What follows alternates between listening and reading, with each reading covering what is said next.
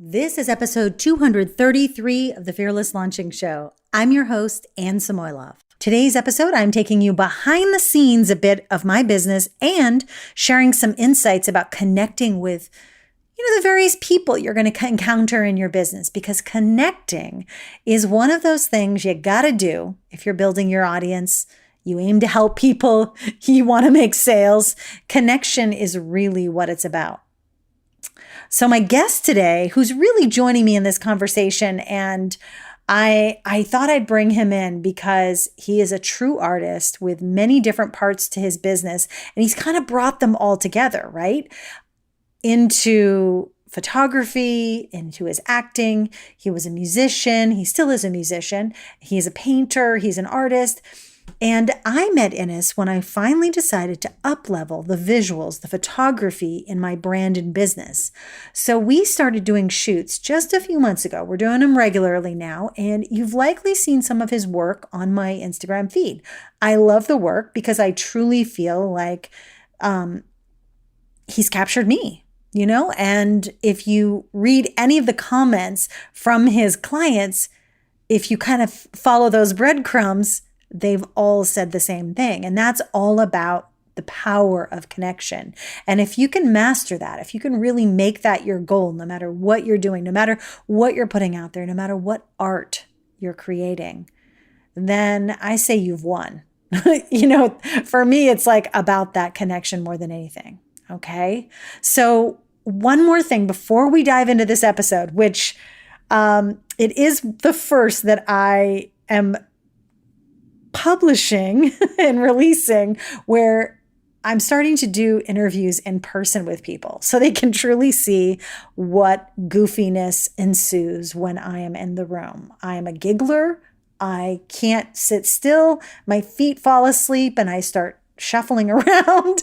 And so today was no exception to that. This episode was no exception to that. But I am excited because this is just a conversation. And we meander a little bit. I think you'll enjoy it. So one more thing before we get into it. As you're going through today's episode, as usual, we like to give our guests as much love as we possibly can. And if something stands out to you, if you hear something that you're like, yes, that, please screenshot your phone. Let us know. Tag me. I'm going to share your comment. And I'm going to pass it on to Innis as well, because I know he'll love it.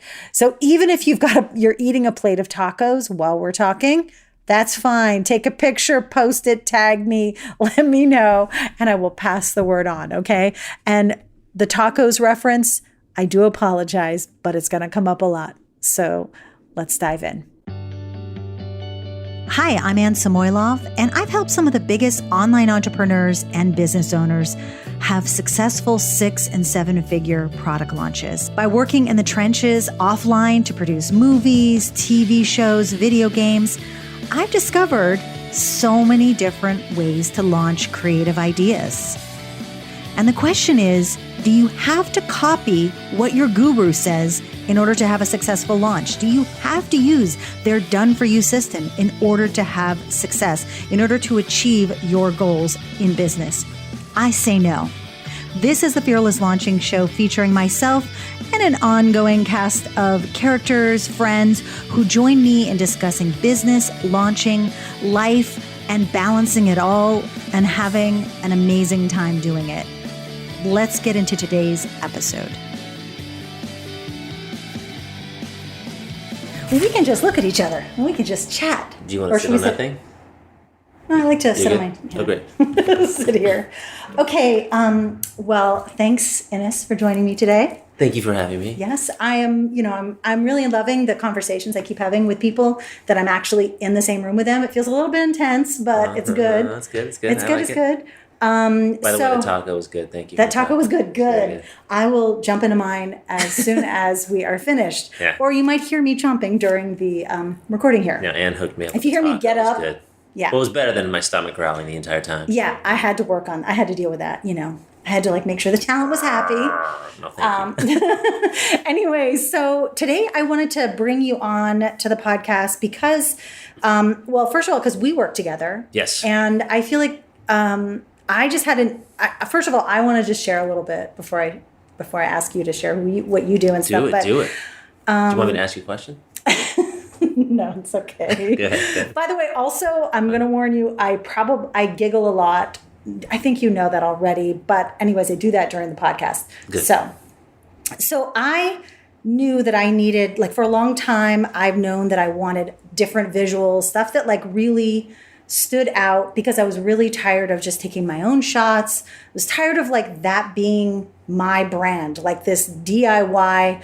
I hit a timer and ran to the other side of the room. And I really know, and I know from the past different launches I've done with my business and products, that whenever I up-leveled the visuals, things just, like, that was my best launch, or I'd have like my next best launch because of just a small tweak of that visual stuff. And I think it's because visuals are communication. You know, anything it's actually more powerful sometimes. Totally is. I believe so too. Go ahead. Yeah. So that's why I reached out to you. And honestly, I feel like because I'm really shy, I'm like, okay, there's a photographer. He's at my daughter's school. I'm going to do this, you know, but it also, you know, for the listeners, it also coincided with some big changes in my life. And like, literally, this is something you don't know, Innis, that the day that I like decided to like email, like go to your website, email you, it was like that. I was like, I'm emailing him. And I like went nuts that day. Like, there were a lot of different things that happened that I didn't, you know, I haven't shared with you, or I'm not really going to share it in detail, but that was a moment. But that was a moment where I was like, we're done here. This is happening. We're doing this. And I just go. And I just said, go. It's go time. Right. Amazing. That's great. So I knew that just, you know, I'm like, okay, like the style, like the scent, like everything I like. I was looking for, just like when you're buying anything, you look at what someone's created and you're thinking, okay, there's something there. That's something I want, whatever. So now that I've said how I like reached out to Innis, I want you to share a little bit about who you are and what you actually do. Okay. Okay. Absolutely. Well, I eat tacos. We know that. Yes. You're purposely trying now to make me giggle. I'm born and raised here in Burbank, California, and you know, all my family's worked in the entertainment business. Obviously, my whole life, obviously, and people are still there. But the studios here were kind of like my backyard. My dad wrote and produced television in the 80s, a ton of shows, and I was on set. You know, I got pictures of me with, you know, Tom Selleck, you know, on set in 80. Nice. You know, I'm learning to swim in Hawaii as a little kid, and I had tons of really cool experiences.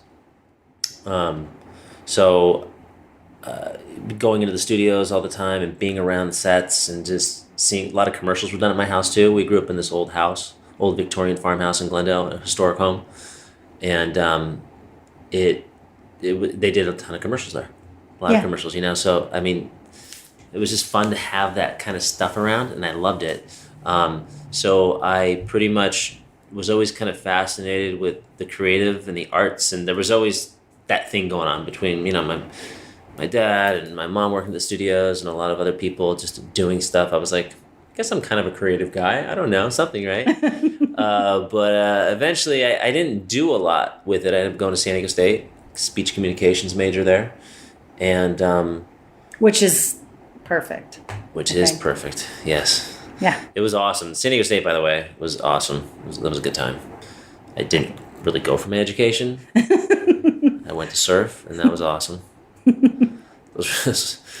You know, that's how life is. You know, you're in high school and you're like, man, this is so hard. And then you get to college, you're like, dude, high school was such a joke. I should have screwed around all the time. You know, and then you get out of college, you're like, man, I should have really screwed around in college because life is so serious. You know, that's like, if you only knew now what you knew then, great, you know, but that's not how it is, you know what I mean? But so yeah, San Diego State, I got into singing too eventually. I was always around this kind of world. I knew my life would take off in some way, creating something to affect people's lives in a bigger, somehow, you know, through storytelling, through my music, through my paintings, through something. I was going to be able, I wanted to have people, I want to touch people through it. Then that may be a negative thing, but whatever it is, I want to create something and have it affect people's lives. You know what I mean? And have them go, wow, that was amazing, that was empowering, or that was crazy. Why did he make that? Or whatever it is. Yeah. That's part of who I am. That's how I'm made up. got into photography after my singing career changed after September 11th. I mean, do you want to hear details of that kind of stuff? Well, I mean, what happened with that September 11th? Because you did, I remember you mentioning that once, that when that happened, that changed everything, but I don't know what that means. Yeah, okay.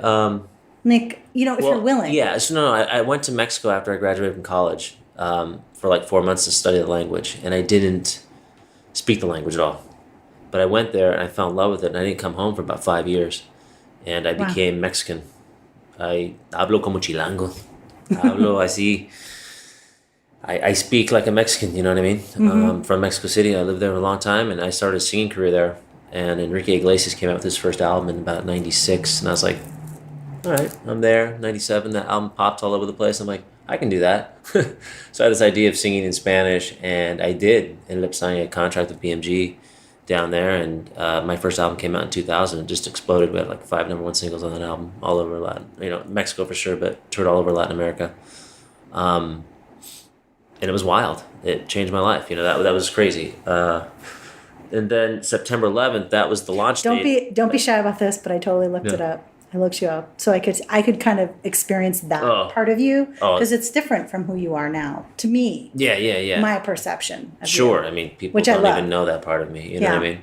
But it is crazy. That was a long time ago. It's 2018. You know what I mean? It's like, holy crap. For sure. I recorded my first album in 98. Like, what the hell? It's been over 20 years. So, but yeah, so the second album, we recorded a second album, which was an amazing album, moved to Miami. And but the release date was September 11th, 2001. And that was street date, and that was also the night of the Latin Grammys here in Los Angeles. So I was, going to be there that night, present part of the album, go on, Rosalind Sanchez and I were going down the red carpet together, getting fitted by Dolce & Gabbana, like all this. And then you wake up to that, and obviously it just changed the world. Yeah. And then I started thinking about what I wanted in my life. And I don't know if it was the music so much at the time. I think it was this ride I went on. I don't know if it was my passion. It was just something that happened, and I just went for it. You know what I mean? Yeah. And I was on this wave, and you're creating still, and you're having these amazing experiences and meeting these wonderful people. I mean, I fell in love with Mexico. The food, the people, the music. It's amazing. I can't wait to go back and spend time. In fact, I would love to go back one day and sing. Mexico's going to come back somehow, some way. For sure. It's definitely part of my life, Yeah, I can definitely feel that. Love that country and those people and the people that I met there. I really did. But it's interesting how something like that happens, and it really can it just shows you how just life can change. It doesn't even just that. It's like anything like that can happen. Yeah, I mean, anytime. It was one of the hardest things I ever did. There were moments I'm like, because I didn't speak the language at all, and there were moments where I'm like, I'm going to break down here. Like, my brain just shuts down because I'm trying to do too much at once. And I'm living with a Mexican family that don't speak English. I'm going to a school every day. Yeah. One-on-one conversation. I mean, everything's in Spanish. You're not speaking English. Wow. So you just had to figure out how to communicate and just learn. Yeah. And it was intense. Yeah. It was really brutal. Yeah. But I'm really proud of it, though, too, because today I make money speaking Spanish. Because I can go in and, I book commercials now sometimes in Spanish, and I can go into the rooms and That's great. go into Spanglish and do voiceover and things. And it's like, oh, yeah. And I'm, beating out the Mexican actor sometimes. Yeah. I mean, because of whatever it is. You know what I mean? Yeah. But I can compete. Totally. I mean, I've worked with lots of different international companies over the years, and one of them was a Korean company, and I could barely speak to the people who came in. They didn't speak English, but somehow we figured things out. It was just a production company, and they were based in Seoul, and it's the same thing. But it actually challenges you to learn how to communicate, and it's weird how you can figure it out. You have to change you think outside the box. You find a different route to what you need your goal. Yeah, and it's not just as simple as pantomiming. Mm-hmm. There's something more that happens. Yeah, absolutely, it is. Yeah. But then the music ended for a while, and just a lot of things happened. Napster was going on at the time. People were downloading music for free. Record companies were freaking out, and the A&R and president of BMG got fired because they're corrupt. But the music industry is just crazy anyway. Yeah. And then you take it to Latin America 20 years ago. It was like the Wild West. That's how I call it. Wow. It was crazy. I saw some crazy stuff. Wow. And then, I'm singing in like the HBO Latino float in New York for the Puerto Rican Day Festival, I didn't know. That's amazing. I'm on it, and I'm singing with the Barrio Boys, and I'm going around. My first time in New York City seeing it, and it was like August or whatever month it is in summer that they do it, 2001. And I'm like, this is crazy. And this guy comes running up to me. He's like, man, he's like, I want to introduce myself. My name's Jeff. If you speak English, maybe you want to do some acting sometime. And I'm like, oh, I speak English. He's like, oh, I thought you only spoke Spanish. I'm like, no. I'm like, actually, I just learned to speak Spanish, So he was like, great. So anyway, so after September 11th, things slowed down. And that's when I ended up calling him because so much was changing musically and things were happening with the record company that I gave him a call and started taking some acting classes here. And he got me an audition for 24, and I booked a a recurring role on 24 for the second season. And again, awesome. There I was in this other thing. Like kind of being pulled along. Pulled along, but I knew when I started doing 24, I knew that's what I wanted to do for the rest of my life. I never felt that way with music. Yeah. It was amazing, trust me. Yeah. I'll get up on stage. I love singing. I have a great time doing it. I love sharing my art with people. But doing 24 and being on that set and working, again, it reminded me of maybe my childhood or something. I just knew it was my place. Like, I understood it. Yeah, it didn't even... The workings of the set, I get. I know everyone's job. I appreciate everyone's job. And I get it. Yeah. It was easy, and I loved it. Yeah. And I can't wait to get back doing that again because that's what I'm starting to do again. That's the ultimate goal again. Yet my photography then took off too because while I ended up getting married, having a kid, and kind of stopping the acting after even things were taking off with acting, and everyone's kind of pissed at me, like, what are you doing, Innis? Like, we're getting all this momentum, and I'm like, my son needs me. He's having a speech delay. I don't know where insurance is coming from because I'm like, things are going okay, but it's, you're acting, like, there's priorities. It's like, we want to buy a house one day. I can't want to just keep auditioning and then take him with me.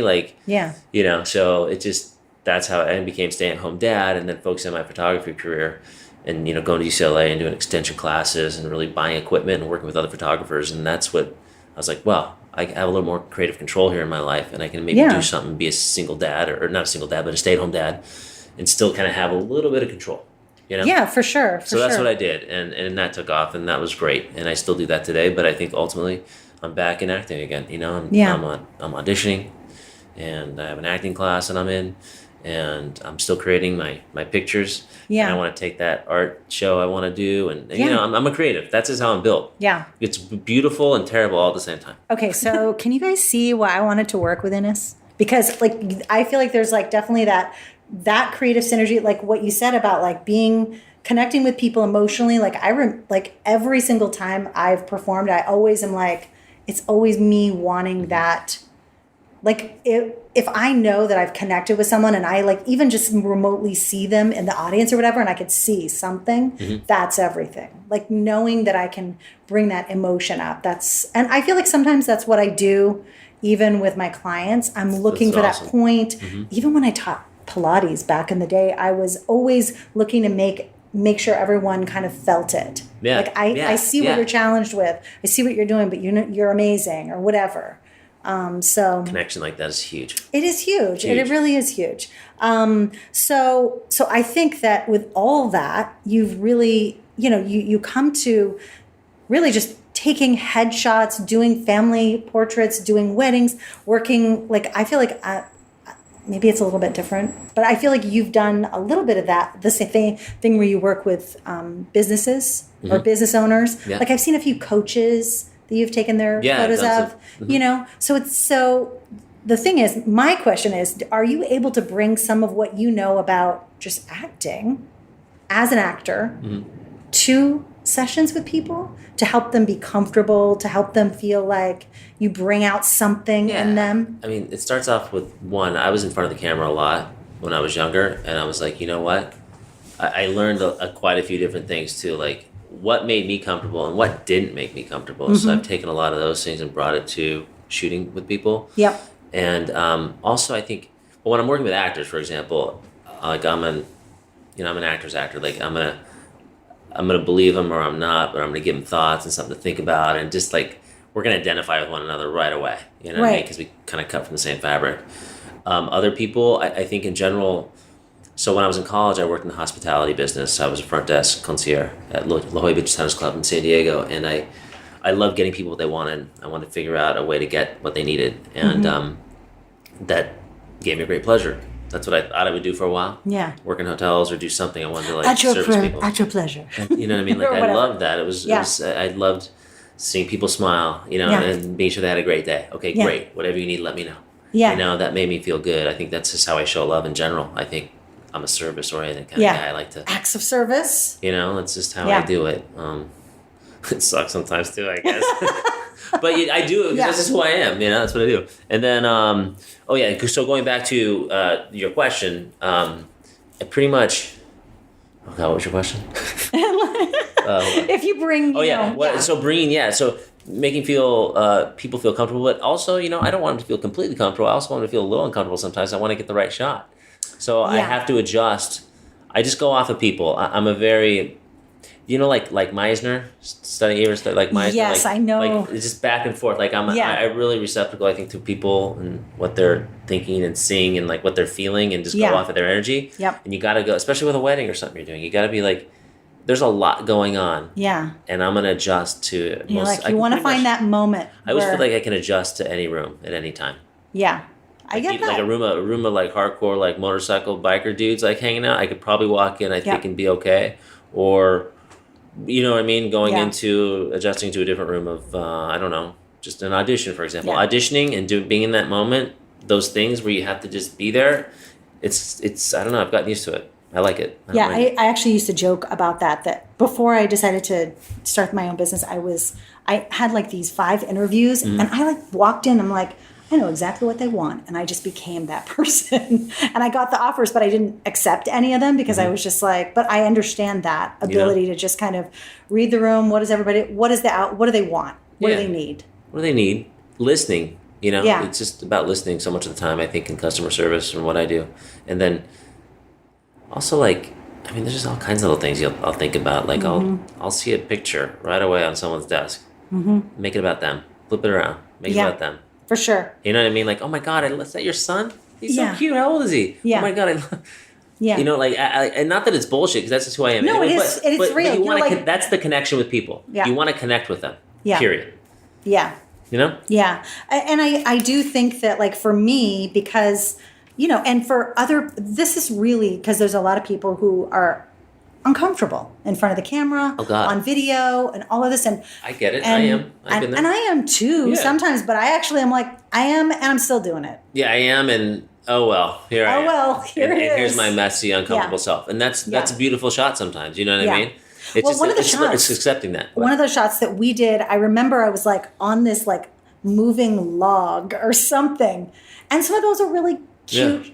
I really like those because there's movement, and I wasn't thinking, and I was like trying to balance instead of like worry what I was looking like. It's a tricky thing, so I totally get that, and it's again, adjusting to people and kind of seeing what's working for them, what's not, and then giving them a new idea.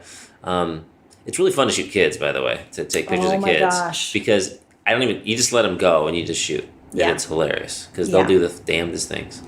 I know, but I'm trying to, like, I so want to bring it up to Mila about doing the shoot. Oh, she totally should. But she's a little bit, like, I literally have to, like, just get her while she's doing something. While she's just being herself. Because otherwise she doesn't. Yeah, she's not going to. But maybe it's just me. It's the mommy thing. It's not. I think it always feels that way. I mean, Lucas does things around me that he would never do with someone else. Yeah, you know what I mean? Just because I'm dad.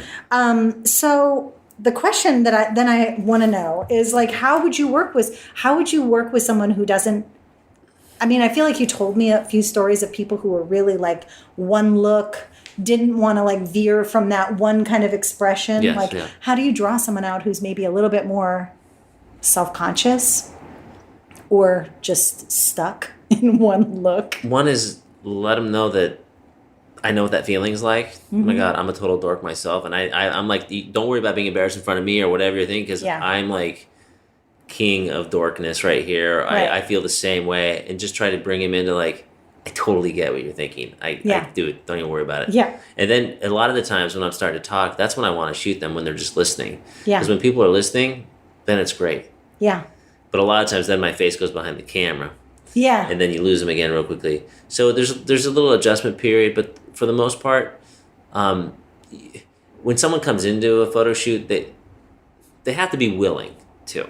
Yeah. There has to be some part of it where they want this to happen. Yeah, do you know what I mean? Yeah. Because it can't be a forced hostage situation. You know what I mean? And I've been that way with a parent and daughter shoot. The girl did not want to do it, but her mother wanted her to be this actor so bad. You're going to get in there and do those shots. And like, how are we going to get a shot where she's just miserable and does not want to be there? That's real tricky. Like, she doesn't want to take headshots. Like, she's not going to want to be on set. She does not want to do it. She's not responding to anything. You know what I mean? And, you know, she was like 12 or something. And I'm like, you know what? Why don't we do this shoot a different time? You guys go home and talk about it. I want to help you guys out. You know, I think your daughter's going to be awesome, but I want to be sure she's ready to do it and wants to do it. Oh, no, she's ready. I know she's ready. She's ready. No, Actually, she's definitely not. Saying she's not ready at all. So, you know, you have to have some of those hard conversations sometimes. You know? But I want to get in the shot. Okay, what am I going to do? I can't. I have to say, let's try this a different time. You just have to be a little bit diplomatic and just like... just like, I don't know. Hey, I got you, but you guys got to figure this out. Figure it out. Or have her come to me, Mom, stay in the studio for the shoot. We're going to shoot right outside here, get some shots. Like, you don't have to be right on it, you know what I mean? But she want to be there and see everything. And that's a lot, because I think I would be uncomfortable if it was like my mom wanted to, like, I'd be like, Mom, get the hell out of here. You know what I mean? Like, let me just... Because then they don't feel like they're mature enough to do it and can handle it, and they want to feel adult at 12. You know, like, oh, I can do this. You know, that's actually a good point. I have a friend of us who's a photographer, and we did a shoot like 2016, 3 years ago, whatever, and I didn't know what to expect. So I showed up at her house. I flew down from Seattle for the day. I don't know what I was doing that, but anyways, I was sick. I flew down. There were like 3 other people there, and I was like, oh yeah. What the hell? So of course, most of those shots, except for when I was like giving the finger to the camera, that was the best one. Because I was just being myself. But the other ones were, I was just so stiff. And so, like, do you like to shoot with other people there? Do you sometimes like to have other people around? Does it just depend? It depends, you know what I mean? So if I'm shooting, it just depends. Like, bride and groom, listen, whatever you guys want. What do you guys want? Do you want your mom in here? Because I can be, as a photographer, I can be the bad guy. Don't worry about it. I can, like, Uncle Tom's not talking to Mike. Oh, they got in a fight a long time ago? Oh, shit, I'll handle it. Hey, Uncle Tom, Mike, get in here real quick. I'm taking a quick shot of you guys. And they're all like, oh, who's this guy? Okay. And they take a picture together, and that's the one shot they've got. But you know what? They would have never even hung out together. But I can be the guy that's got to just be the jerk. I can be the bad guy. Or, listen, hey, Mom, can you step outside? Listen, I'm going to do the bride and groom in here real quickly, but we'll do a shot together in just a little bit. Okay, guys, come on over here by the window. And just, because they're going to listen to me. I'm not the family. I'm not I'm not the mom. I'm not the dad. I'm not the brother. Let's call it and get it done, direct it, and be done. That's good. So sometimes you just got to take charge in those situations when it comes down to...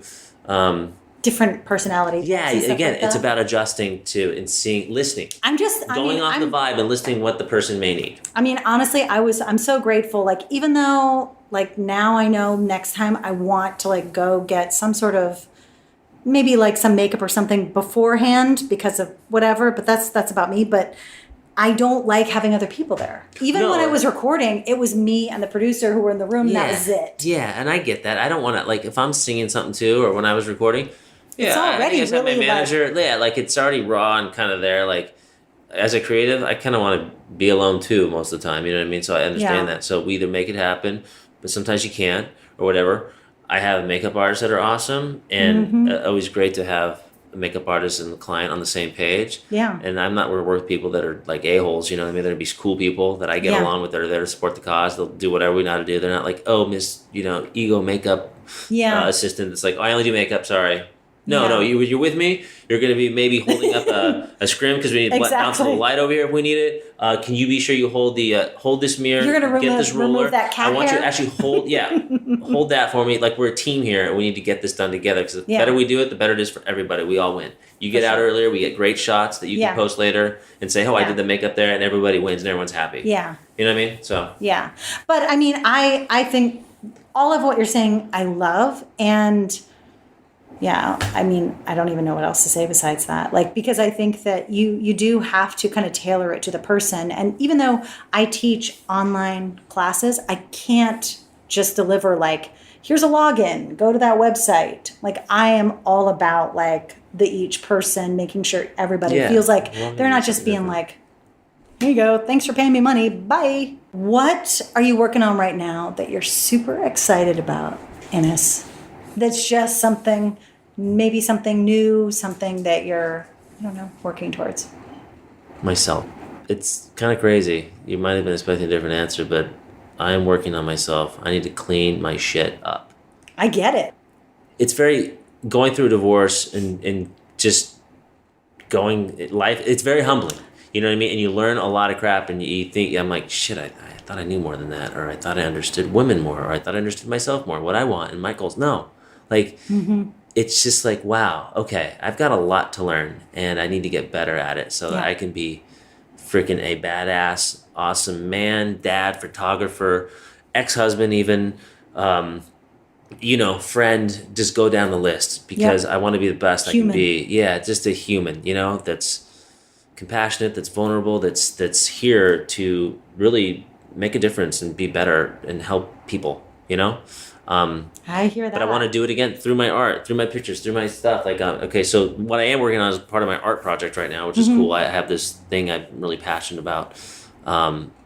Again, one of the things I've learned too in the last few years is like getting back to me and what I want, what I need. And it's not a selfish thing. It's a thing of like, if I get this right here and know what I want, it's just going to bleed off into my son. It's so easy to just let it go. You know what I mean? When you're in, like you were talking about, like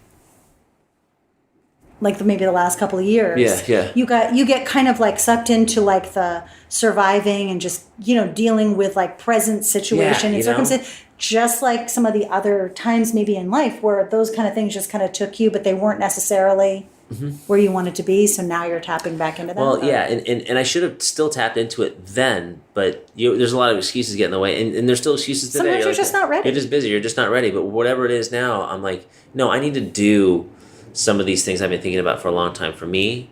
And I'm excited about it. It's liberating to be making fearless decisions right now in my life. And Can you believe he just said that word? What? My program is called Fearless Launching, because I'm all about like fearless everything. I think I may have known that, but I didn't plan on saying it because of that. You're 20. But I think, kidding. But really, I'm making fearless decisions in my life, and I'm seeing results from them. Mm-hmm. You know what I mean? Like, Me too. Really, before I was like, I was scared to approach this, or how am I going to deal with that, or avoiding this? No, fucking deal with it. Get it done. Figure it out. You will. It's liberating. It really is. And my son is going to see his dad making good decisions that are important for him. He doesn't have to agree with them necessarily, but this is who I am, and this is how I live, and he's going to learn to respect that and understand that, and that's just gonna. It just better. And it's going to go from there. It just. I don't know. It's crazy. I'm learning a lot. So. I totally get it. So yeah. I mean, I'm in that. I definitely am in that same mode, and I think that when you tap back into those things, they almost feel like childlike a little bit. Mm-hmm. They feel like that. That's what it's been feeling like to me. Like, makes me excited again for just living. Yeah, and it's kind of scary as hell sometimes too. Mm-hmm. You know what I mean? I have some moments where I'm like, but you know what? But I'm being true. I'm being honest and true with myself and my heart, and that's huge. Like, I sleep well. Yeah. You know what I mean? I'm like, because I'm being. Well, it's Southern California. But in truth, I'm sleeping in truth, and it hurts too. The truth does hurt sometimes, because there's been a lot of like realizations of like, fuck, I did do that for a long time. Why did I do that for so long? Yeah. You know what I mean? But great, now that I know that I've done that, I can break that cycle or change something in my next relationship, or what I do. Avoiding something sometimes, like, why did I avoid that and not? Yeah, because it all kind of comes together and it affects everything. Yeah, you know what I mean. Like, just figure it out. Take action. Yeah, and be true to what you know is right inside of your heart. Love it. Okay, I'm gonna ask you one more question, and that's it. Scooby-Doo. What is your, I was going to say, what's your guilty pleasure, but Scooby-Doo clearly is it. No, like, what is something that you like to do that it's just like so random? Besides tacos. Besides guilty pleasure? Recording podcasts. Are you ready? Just kidding. No. I mean, seriously. I'm ready. Well, I don't know if I can even say it. It's too. Don't judge me. I'll edit it out. Just kidding. I'm not editing it out. No, well, this last like couple years, my guilty pleasure have been like watching The Bachelor, The Bachelorette. Fucking terrible, but it's such a train wreck. I It don't is know such a train why wreck, do and I I like love seeing it. the crowd? You know Like, what the worst one it's is? just awful. Is like the one on that's at the end of the summer. What is that one? Oh. Paradise. Oh, I can't watch that. That I haven't gotten into that, but it's just such a, you know what I'm saying? I'm like, and I would catch, I'm like, I missed it, so I'll like see what's going on, or I'm like, why If am you I watch doing this? it- But I'm like, this is terrible. If you watch it on demand, though, you can watch it double speed. That's what I was watching on demand. Or so. just fast forward. Yeah, because I can't watch it in real time. Like, no, I'll go crazy because there's just, it's terrible. This is the only season I You may haven't want to watched. edit that out. Yeah. No, it's we'll okay. edit that out. No, my friend, this friend of mine, and we actually I feel like we did a live stream about The Bachelor a few years ago, just because it was funny Yeah, for us. again, I can't even believe I said it, but you know what? It's okay. You're good. And now and then, maybe just late at night, going to pick up a Taco Bell taco. So Yeah. bad, just so terrible. But usually if I had a drink or two too, want something like that kind of late night high Well, school it's thing. easy. There's usually like a drive-through. You can get in and out. No one knows you're there. Good. It feels good. You just go to bed with that in your tummy. It's terrible, but it's so good for your soul Oh my sometimes. God. All right, that's it. Okay, that is it. So, guys, I'm gonna. What is your website? If you want to say that into the. Yeah. Which website should people go to? Well, so my photography website is inniscaseyphoto.com. That's INNISCASEY photo, PHOTO. Inniscaseyphoto.com. But my more current stuff all the time, like because I'm always posting on Instagram, I would say go to my Instagram. That is at Innis Casey Photography. So again, Innis, INNISCASEY. And you'll find out about his other projects there too. Exactly. Which and is then very exciting. I've got another, like I just started another one. So I have my regular personal Innis Casey on Instagram. And then I've got my photography one, Innis Casey Photography. And then I just started my my art project one, which I'm dealing with. I'm really into marbles. Marbles are my thing. And this is what this is all based upon. So it's called The Marvelous Art. It's I love The it. Marvelous Art. So I love that. yeah, marvelous. Marvelous. The Marvelous Art. Well, we will make sure all of those links are in the show notes. Thank you. And hopefully soon you guys will see more shots from Innis Casey. And if you're ever in Los Angeles, or you want to fly him out, but he has a high per diem, and he requires first class and all that kind And of stuff. tacos. You have to- And tacos. No, but seriously, I have flown quite a ways for places and shoots and things like that. I love to take pictures and love to work with amazing people and get them what they need. So that's what I do. So, yeah. Awesome. Well, thank you. Appreciate Thank you it. so much for Thank you. joining me. And Peace. peace out. Bye. Okay. All right, then. I hope you enjoyed this face-to-face episode. I'm going to be doing a lot more of them this season, so stay tuned. Remember that if you want to book a shoot with Innis, visit his website, which is inniscaseyphotography.com or inniscaseyphoto.com. You can look it up. You'll find him. If I'm saying it wrong, I'm sorry. But you can also go to my show notes page, which is at ansamoilov.com/232. That's because of the episode, 232. All right, so I hope you enjoyed today's episode and all of the references to tacos. You're probably running out right now to Taco Bell. It's okay. We won't judge you. I also go to Taco Bell. I didn't mention that because I didn't want I'm like bringing really high level tacos to the game. But no, who doesn't love a good Taco Bell taco in the middle of the night? Am I right? Okay, have a great rest of your day. I hope you enjoyed today's episode, and I'm going to see you next week, Thursday.